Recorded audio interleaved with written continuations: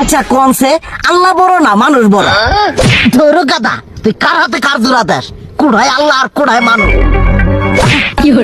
যেটা কবার কইছে ওইটা কন। আল্লাহ বড় না মানুষ বড়? আল্লাহ তো বড়। আল্লাহ বড়, তাহলে আল্লাহর কথা না হইনা মানুষের কথা শুনেন কে? কি কইতাছস?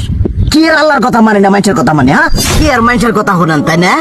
আমনে যে ওই দিনকে ডায়াবেটিসের রোগ নিয়ে যে হাসপাতালে গেলেন, ডাক্তার আপনার কত কিছু খাবার না করলো, সব কিছু না খাই এখন চলতেছেন।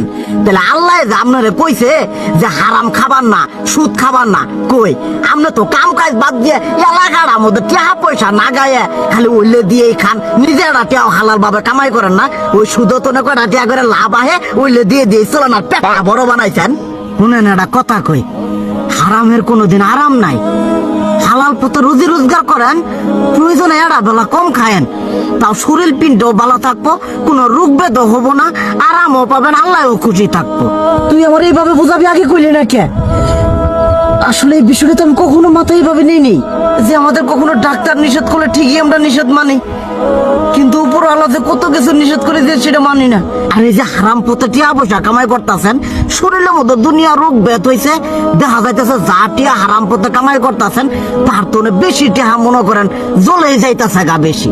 আজকের পর থেকে আমি আর এই হারাম সুদ খামো না, আমি হালাল পথে চলবো, হালাল টাকা পয়সা ইনকাম করবো। এতে করে যদি একবেলা কমও খাইতে হয় তবুও খামো, তবু আমি আর এই হারাম পথে চলবো না। আচ্ছা ঠিক আছে।